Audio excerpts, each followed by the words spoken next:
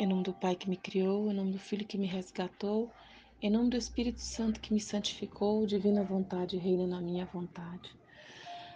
Minha mãe, eu te amo e tu me amas. Dai-me um gole da vontade divina para minha alma. Dai-me sua bênção, para que eu faça todas as minhas ações diante de vossos olhos maternais. Amém. Vinde, Espírito Santo, vinde por meio da poderosa intercessão do Imaculado Coração de Maria, vossa amadíssima esposa. Vinde, Espírito Santo, vinde por meio da poderosa intercessão do Imaculado Coração de Maria, vossa amadíssima esposa.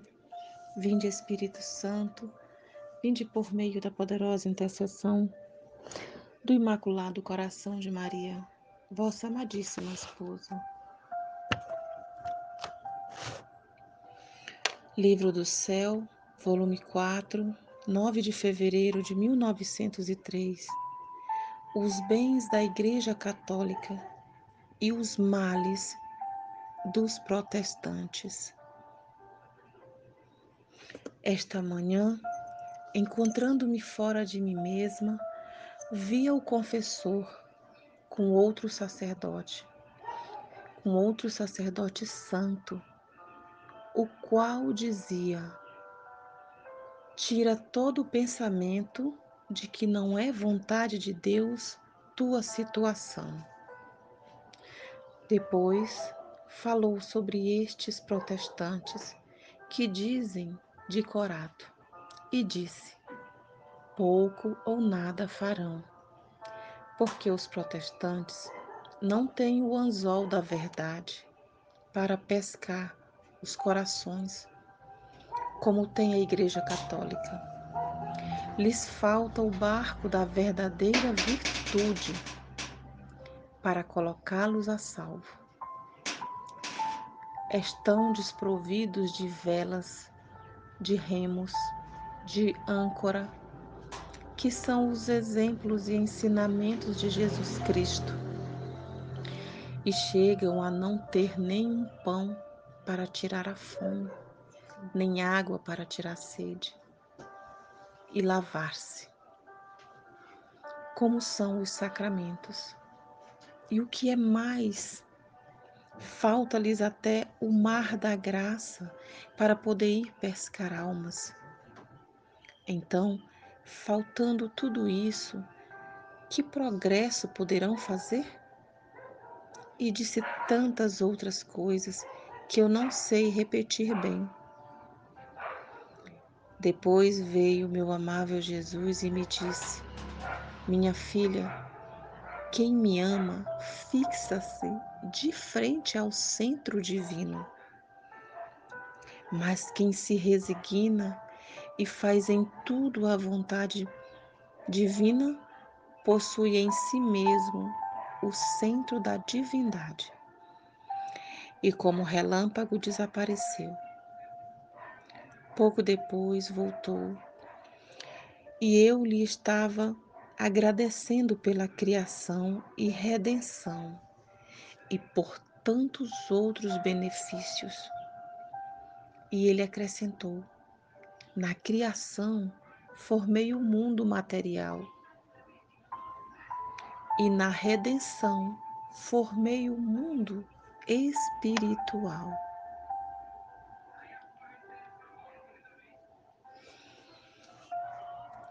Os bens da Igreja Católica e os males dos protestantes.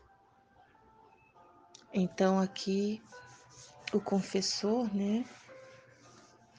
Luísa dizia que encontrava-se fora dela mesma e via o confessor com outro sacerdote santo, o qual ele dizia assim que pedia para Luísa tirar do pensamento,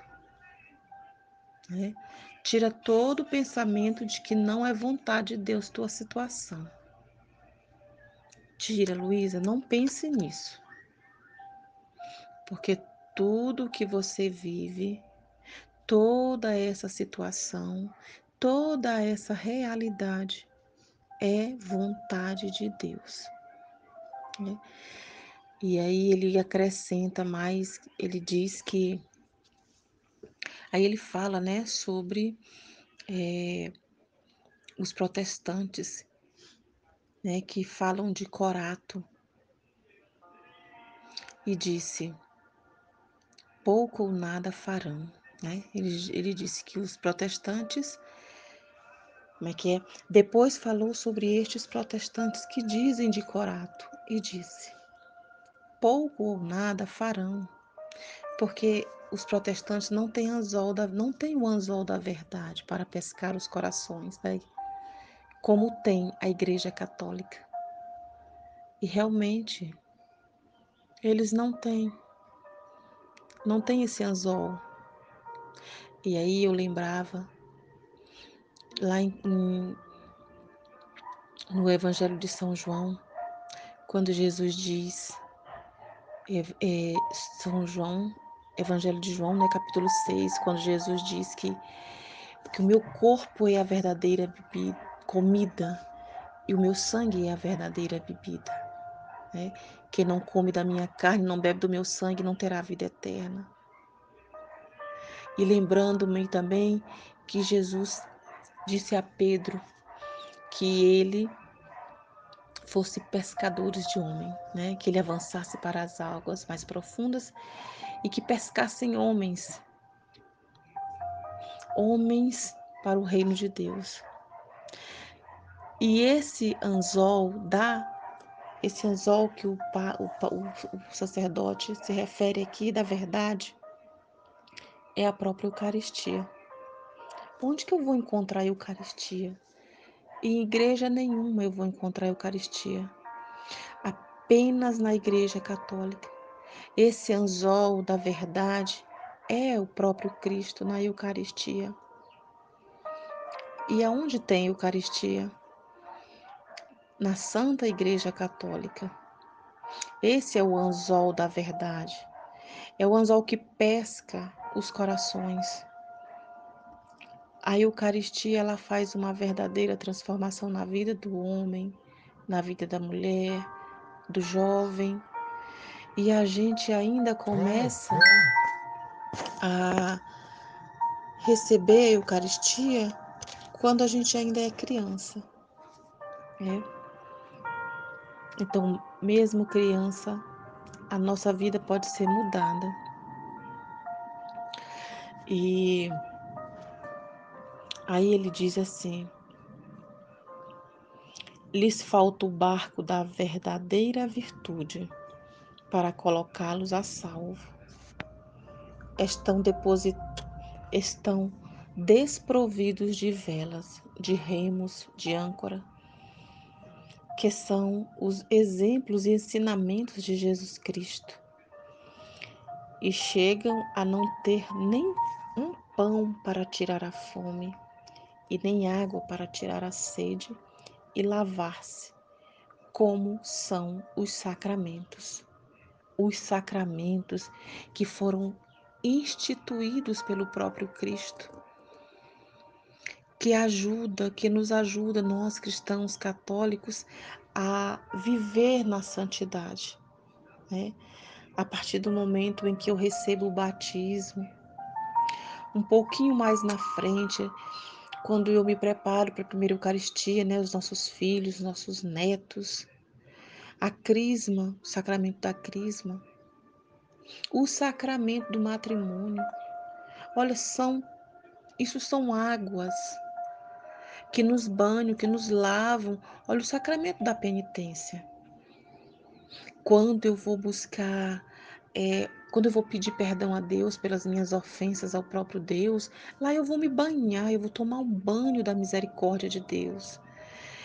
Lá Jesus vai absolver-me dos pecados, vai tirar os meus pecados, vai me perdoar através do Santo Padre que está ali, representado pelo próprio Cristo, com a autoridade da Igreja e de Cristo, onde ele usa a autoridade de Cristo e da Igreja para absolver o meu pecado. Ali eu tomo um banho na misericórdia de Deus, eu me lavo das minhas faltas, dos meus pecados, e quando eu saio dali, eu sou uma nova pessoa. banhada no perdão de Deus, né? O sacramento do matrimônio, aonde os protestantes, eles não têm o sacramento do matrimônio. Então, quando eles se unem pelo casamento civil, casamento da lei dos homens. E o sacramento do matrimônio é só na Igreja Católica. Então, lá na Igreja Católica, eu sou casada pela lei de Deus.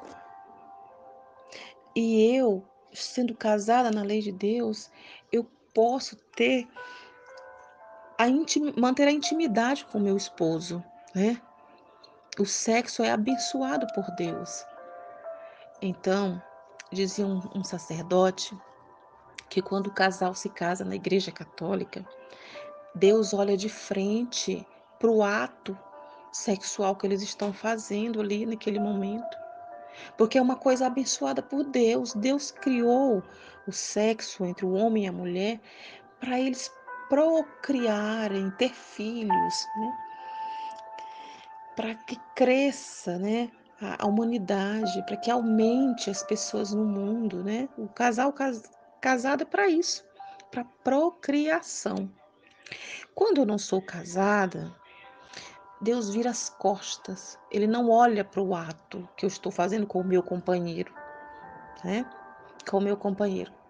Mas quando eu tenho o sacramento do matrimônio, ele é abençoado. Então, olha que coisa mais bonita, né? Que nós temos na Igreja Católica e que os protestantes não têm. Então, eles não vivem dessa verdadeira virtude, né? Eles não têm o anzol da verdade para pescar, não tem, que é a Eucaristia, que é a Santa Eucaristia. E não banham dessa água, não comem desse pão, não bebem desse sangue que é Jesus. Não bebe desse sangue que é Jesus.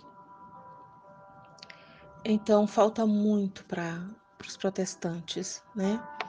Quando fala aqui no tema os bens da Igreja Católica e os males dos protestantes. E quantos males, né? Há mesmo nas igrejas protestantes, porque os seus ensinamentos muitas vezes não são os verdadeiros ensinamentos, não é o verdadeiro magistério da Igreja Católica, né? O verdadeiro magistério de Cristo, na verdade, né? Essa igreja linda e poderosa que tem toda a autoridade do próprio Deus, né? Do próprio Cristo. Que isso se rompeu quando Lutero rompeu com a igreja. Ele negou a Eucaristia. Então a igreja dele não tem Eucaristia, a igreja dos protestantes. Eles apenas se alimentam da palavra. A palavra é Jesus, a gente sabe. É a palavra viva. Mas nós católicos, nós nos alimentamos do pão vivo descido do céu, que é a Eucaristia, e nos alimentamos da palavra. Então, nós temos Jesus por completo, né? Nós temos a igreja verdadeira, onde tem todos os sacramentos instituídos por Jesus. E nós podemos nos lavar, nos banhar, nos alimentar, tirar a nossa fome e a nossa sede. Porque quem comunga o corpo de Cristo e quem bebe do seu sangue, mata a sua fome e a sua sede. É mergulhada em Jesus. E ali a gente se torna, nele, uma nova criatura, uma nova pessoa, uma pessoa nascida do Espírito. Ele é a nossa luz, ele é a nossa força, ele é nosso caminho, a verdade e a vida. Ele é tudo que alguém pode e deve desejar. E ele diz mais assim: como são os sacramentos e o que mais lhe falta é o mar da graça para poder ir pescar almas, né? Como São Pedro, como diz o Padre Reni, o Pontífice Pedro, o Papa Pedro, né? São Pedro, que foi nosso primeiro Papa, né? Que foi pescadores de homens, e quantos sacerdotes estão aí para pescarem homens, para levarem almas para Deus, né? Para alimentá-los da Eucaristia, do corpo, o sangue e a alma de Cristo, né? Então, faltando tudo isso, que progresso poderão fazer? Que progresso eles poderão fazer, né? E disse tantas outras coisas que eu não sei repetir bem. Depois veio meu amável Jesus e me disse: Minha filha, quem me ama, fixa-se de frente ao centro divino. Então, quem ama Jesus, fixa-se de frente a Jesus. Apenas fica fixo.